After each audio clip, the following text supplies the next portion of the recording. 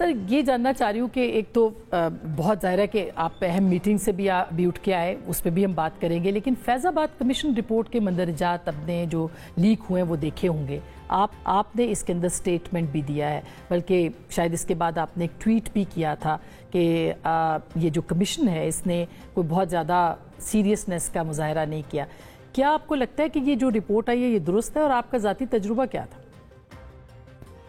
دیکھیں، میں یہ انٹرم حکومت کے درمیان مجھے انہوں نے بلایا تھا، میں وہاں پہ گیا تھا. پہلے تو کافی دیر ایک ہی صاحب جو ہے نا وہ اس سے بات چیت کرتے رہے، وہ کمیشن کے ممبر تھے. مجھے ان کا نام بھول رہا ہے، ریٹائرڈ سینئر بیوروکریٹ تھے، پختونخوا سے ان کا تعلق تھا. اس کے بعد ایک اور صاحب آئے، اب مجھے وہ بھی یاد نہیں ہے کون صاحب تھے. انہوں نے میرا نہیں خیال کہ مجھ سے کچھ پوچھا ہے. پھر تیسرے صاحب جو آئے وہ میں ان کو جانتا تھا، طاہر عالم صاحب. وہ کوئی مجھے وہاں پہ بیٹھے ہوئے کوئی گھنٹہ ہو گیا ہوا تھا جب وہ آئے. تو میں نے یہ گیدر کیا کہ یہ نان سیریس ہے، یہ ایک ایسی ایکسرسائز جو ہے بے سود قسم کی ایکسرسائز ہو رہی ہے. میں ان کو جو بات چیت کرنا چاہتا تھا وہ سننا نہیں چاہتے تھے. تو میں نے یہ ان کو کہا کہ آپ مجھے لکھ کے سوالات بھجوا دیں، اور میں آپ کو لکھ کے ان کے جوابات دے دیتا ہوں تاکہ چیزیں ریکارڈ پہ آ جائیں. مجھے انہوں نے کہا جی ٹھیک ہے، مجھے کبھی سوالات اس کے بعد نہیں بھجوائے گی. اچھا. میں نے ان کو یہ بھی کہا کہ آپ جب مینٹلی ریڈی ہوں گے، سارے ممبر موجود ہوں گے، تو یہ تو آپ آ رہے ہیں، کچھ آ رہا ہے، ٹریفک لگی ہوئی تھی اس دفتر کے اندر جو ہے ممبرز کی، کوئی مجھ سے سوال پوچھنے میں کوئی لمبا چوڑا انٹرسٹڈ نہیں تھا. تو یہ میرا امپریشن تھا. اور بعد میں نے میڈیا میں بھی کہا، اور میں نے جو جوابات ان کو جو جوابات کی، انہوں نے سوال تو مجھے نہیں یاد پڑتا کہ انہوں نے کوئی یہ سبسٹینٹیو قسم کا مجھے کچھ سوال پوچھا ہو، لیکن میں نے جوابات خود ہی والنٹیئر کرتا رہا. جو بھی مجھے تھوڑے سے جوابات جو ہے وہ ان کی وجہ سے میں نے دیکھا کہ ویزیبلی انکمفرٹیبل ہو گئے. تو میں اس لیے سمجھتا ہوں کہ جو میرا ایکسپیرینس ہے، معذرت کے ساتھ میں ان تینوں حضرات کا، دو کے تو مجھے نام نہیں یاد، کیا میری یادداشت کمزور ہو گئی ہوئی ہے اس کی وجہ سے ہو سکتا ہے. چیئرمین اس کے جو چیئرپرسن تھے یا جو ہیڈ کر رہے تھے اس کو، وہ تو اختر علی صاحب تھے، سابق آئی جی تھے. یہ Akhtar Ali Khan I think in کا نام ہے پورا. جی، انہوں نے مجھے اپنا بتایا بھی تھا. میرا خیال ہے یہ وہی صاحب تھے جو میں گیا ہوں تو وہ اکیلے بیٹھے ہوئے تھے. کچھ دیر تو انہوں نے سٹارٹ ہی نہیں کیا، ایسے گپ شپ ہی ہم کرتے رہے، خاصی دیر گپ شپ کرتے رہے. میں بھی تھوڑا سا مجھے محسوس ہوا کہ میں نے غلطی کی ہے آ کے، کہ یہ کوئی سبسٹینٹیو جو ہے ادھر معاملات نہیں ہیں. جو بعد میں نے ایکسپریس بھی کیا کہ میں ایک ڈیفرنٹ امپریشن لے کے آیا تھا کہ ہماری تاریخ کا اتنا بڑا حادثہ ہوا ہے جس کی ویڈیو کلپنگز بھی موجود ہیں، اور جس میں جو ہے وہ ایک عدالتی فیصلہ بھی ہے جس کے بارے میں جو ہے، اور ساری چیزیں موجود ہیں. اور یہ صاحب جو ہیں، یہ صاحبان جو ہیں گپ شپ کے موڈ میں ہیں. طاہر عالم صاحب کو میں جانتا تھا، وہ 2013 میں آئی جی تھے یہاں پہ. یہ 27 نومبر کو یہ اگریمنٹ ہوا تھا جو کہ ڈی جی سی نے، وہ میں اس وقت وزیر خارجہ تھا. تو میں نے یہ کہا بھی، اور ایک پروگرام میں بھی، ٹی وی پروگرام میں، اور میرا خیال ہے کہ میں نے ٹویٹ بھی کیا تھا کہ یہ کوئی ایکسرسائز جو ہے، یہ میرا خیال ہے صرف ایک گپ شپ کی ایکسرسائز ہے. Otherwise there was no serious attempt as for my experience is concerned. خیر صاحب، اب ظاہر ہے کہ اس میں جنرل فیض پیش نہیں ہوئے. کچھ آپ ہمیں بتا سکتے ہیں کہ ظاہر ہے آپ کی حکومت تو یہ کہتی رہی کہ آپ کی حکومت کے خلاف یہ دھرنا تھا، اس کو بہت ساری چیزیں جو ہیں وہ، یہ جو اس وقت سازش تیار کی گئی تھی میاں نواز شریف کے ساتھ، اس کی یہ مختلف سٹیجز جو تھیں، اس میں دھرنا بھی تھا. یہ دھرنا انہوں نے کروایا تھا، اس میں کوئی شک نہیں ہے، پیسے بانٹے گئے تھے، وہ بھی ٹی وی پہ آپ نے بھی دیکھا ہوگا، میں نے بھی دیکھا ہوگا، میں نے کئی دفعہ ٹی وی میں جو ہے وہ کہا بھی ہے کہ وہ کہہ رہے مجھے اس کے بعد جو ہے سیکیورٹی کمیٹی کی جو میٹنگ ہوئی تو میں نے پوچھا کہ یہ پیسے کیوں بانٹے گئے تھے، کہتے ہیں ان کو ٹی ایل پی کے لوگوں کے پاس گھر جانے کو کرایہ نہیں تھا تو ہم نے ان کو کرایہ دیا تھا. یہ جنرل باجوہ صاحب نے کہا. جی اچھا، یہ جو بات جو ہے جنرل باجوہ صاحب نے میرے سوال کے جواب میں کہی.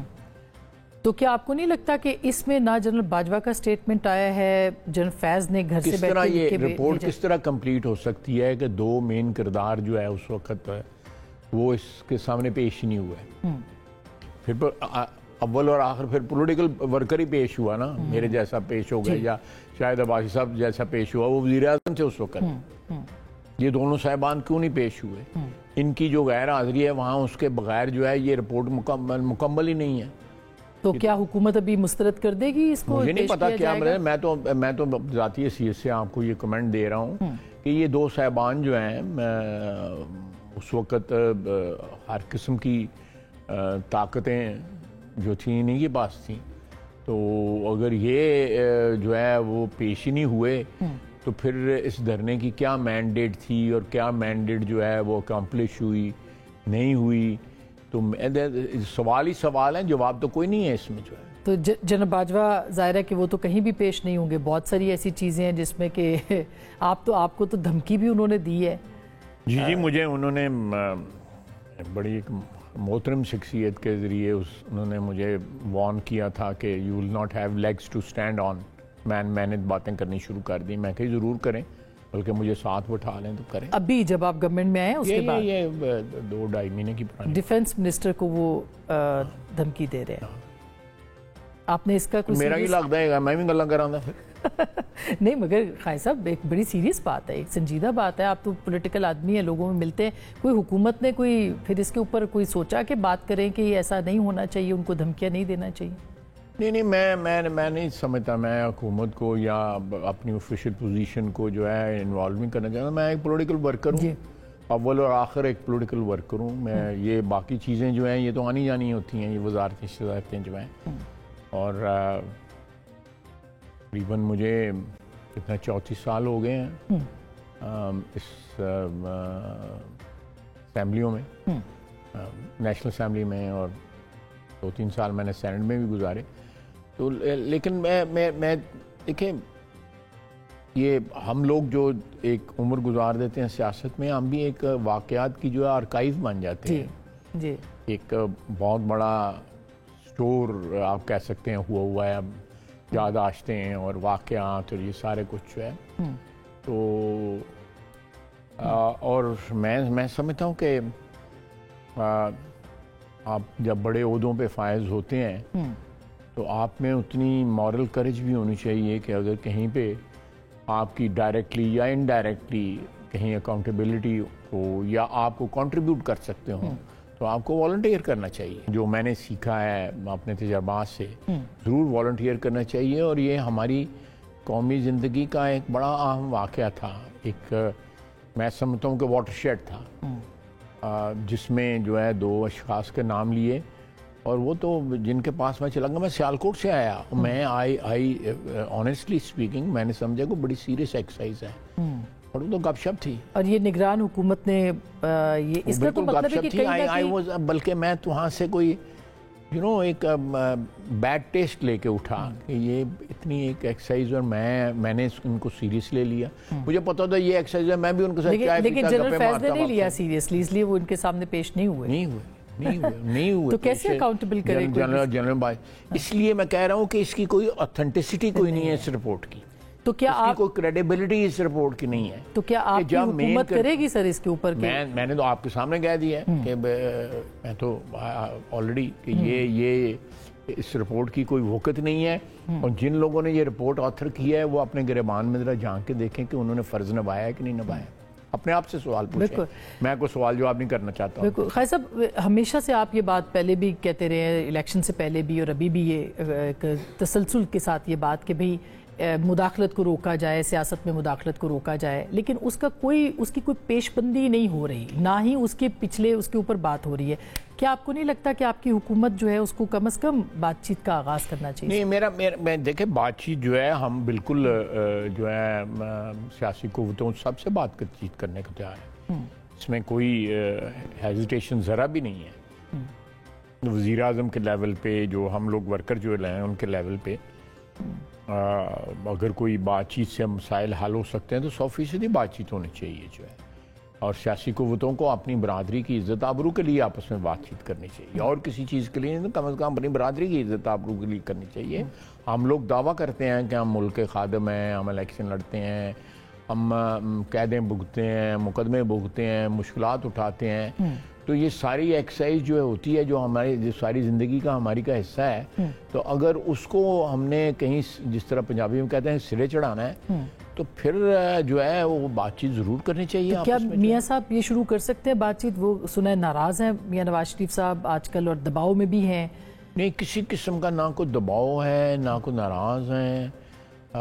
یہ ساری اسپیکولیشن ہے. میں بالکل آپ کو سینے پہ ہاتھ رکھ کے کہہ رہا ہوں کہ ایسی کوئی بات نہیں ہے. اور یہ بھی کہا جا رہا ہے کہ 2.5-3 سال کے بعد ایکٹیو ہوں گے شاید کسی نئے بیانیے کے ساتھ، اور پھر وہ نہیں، وہ جو لوگ جب ان کو جا کے ملتے ہیں ان سے گپ شپ کرتے ہیں، میاں صاحب گپ شپ کرتے ہیں، لوگ اپنے اپنے نتائج جو کیا کہتے ہیں ڈیڈکشنز جو ہیں نکالتے ہیں، اپنے اپنے تجزیے نکالتے ہیں. تو ایسی کوئی بات ہی نہیں ہے. آپ ہماری حکومت جو ہے وہ 100% نواز شریف کی گائیڈنس سے چل رہی ہے.